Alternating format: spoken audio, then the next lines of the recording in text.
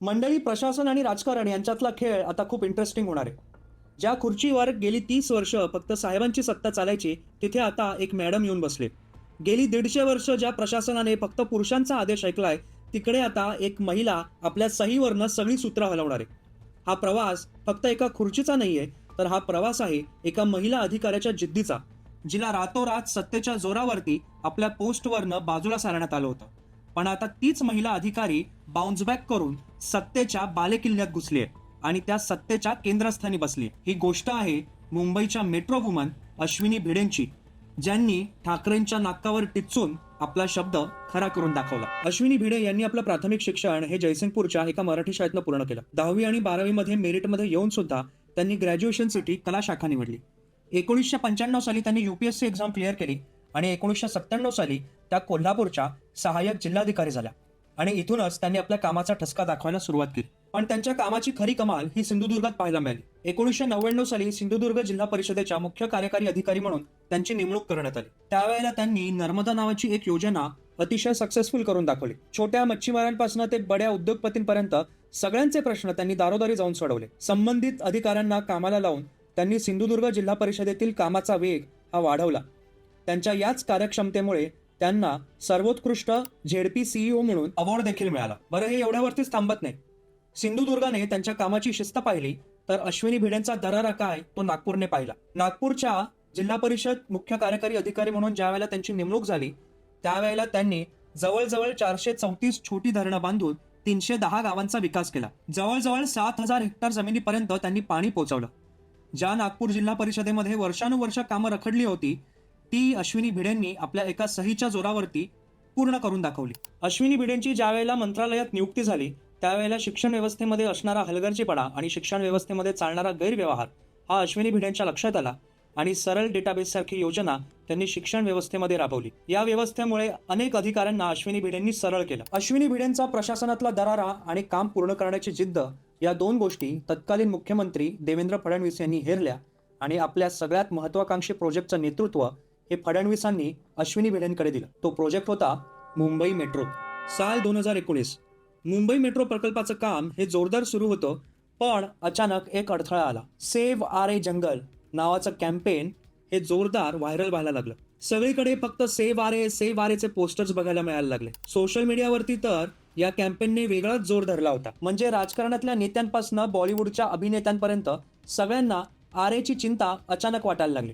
आणि यामध्ये आघाडीवर होते युवासेना प्रमुख आदित्य ठाकरे. एका बाजूला ठाकरे, दुसऱ्या बाजूला बॉलिवूड आणि तिसऱ्या बाजूला NGOज, या 3 फ्रंट्सवरती अश्विनी भिडे या एकट्या लढत होत्या. पर्यावरणवाद्यांनी तर अश्विनी भिडेंना पर्यावरण विरोधी म्हणून घोषित केलं. पर्सनल अटॅक्स हे अश्विनी भिडेंवरती एवढे झाले की दुसरी कोणी बाई असती तर तिने चक्क आपली जागा सोडली असती आणि दुसऱ्याला पदभार स्वीकारायला सांगितलं असतं. पण अश्विनी भिडे या कणखर होत्या. बॉलिवूडवाले, पर्यावरणवादी, NGOज यांच्या धमक्यांना भीक न घालता, यांच्या गिमिक्सना बळी न पडता अश्विनी भिडे यांनी तांत्रिक आणि तर्कशुद्धरित्या आपले सगळे पुरावे हे कोर्टासमोर मांडले आणि आरेमध्येच कारशेड बनणं हे फायदेशीर आहे हे पटवून दिलं. त्यामुळे आदित्य ठाकरे विरुद्ध अश्विनी भिडे हे नवं शीतयुद्ध मुंबई महानगरपालिकेत दिसायला लागलं. नोव्हेंबर 2019 मध्ये महाराष्ट्रात महाविकास आघाडीचं सरकार आलं.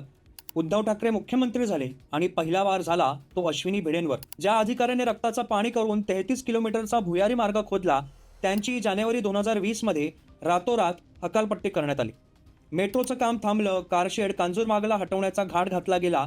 प्रशासकीय वर्तुळात चर्चा होती की ठाकरेंनी भिडेंचा काटा काढला. 2 वर्ष त्या साईडलाईनला होत्या, पण म्हणतात ना, शांतता म्हणजे माघार नसते, ती येणाऱ्या वादळाची चाहूल असते. ज्या वेळेला कोविडने मुंबईला विळखा घातला होता, त्यावेळेला ठाकरे सरकारलाच अश्विनी भिडेंची आठवण झाली. मुंबईच्या अतिरिक्त आयुक्त म्हणून अश्विनी भिडेंची नेमणूक करण्यात आली आणि कोविड वॉररूमची सगळी सूत्र ही अश्विनी भिडेंच्या हाती देण्यात आली.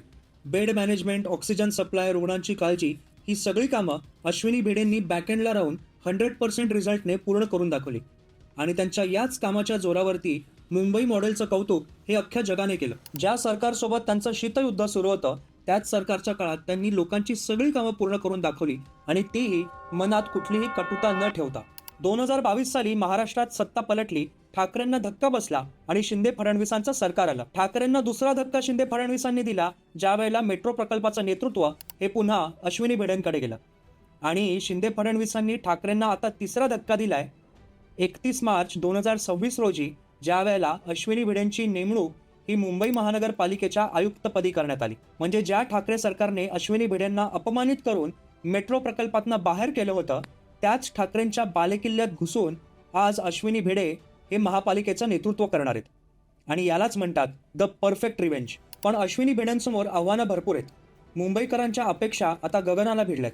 कोस्टल रोड असू दे, रस्त्यांची कामं असू दे, जागोजागी चाललेलं कन्स्ट्रक्शन असू दे, धुळीचं काम असू दे किंवा पावसाळ्यात होणारा पाण्याचा निचरा असू दे, हे सगळे प्रश्न मुंबईकरांसाठी आजपर्यंत तसेच राहिलेले आहेत. त्यामुळे या प्रश्नांना लवकरात लवकर सोडवणं हे अश्विनी भिडेंसमोरचं सगळ्यात मोठं आव्हान आहे. मेट्रो वुमन म्हणून मिळालेली ही ओळख आता अश्विनी भिडे मुंबई महानगरपालिकेच्या आयुक्त झाल्यावरती सुद्धा टिकवून ठेवतात का, हे बघण्यासारखं असेल. मुंबईची मेट्रो तर रुळावरती धावली, पण मुंबई महानगरपालिकेची गाडी अश्विनी भिडे या रुळावरती आणणार का, हे बघण्यासारखं असेल. अश्विनी भिडेंच्या या परफेक्ट रिव्हेंज स्टोरीबद्दल तुम्हाला काय वाटतं ते मला कमेंट करून नक्की सांगा. व्हिडिओ जर आवडला असेल तर लाईक करा, चॅनलला सबस्क्राईब करा आणि बेल आयकॉनला नक्की क्लिक करा, जेणेकरून नवीन विषयांवरचे नवीन व्हिडिओजचे नवीन अपडेट्स तुम्हाला येत राहतील. पुन्हा भेटू एका नवीन व्हिडिओमध्ये एका नवीन विषयासह. तोपर्यंत बाय बाय.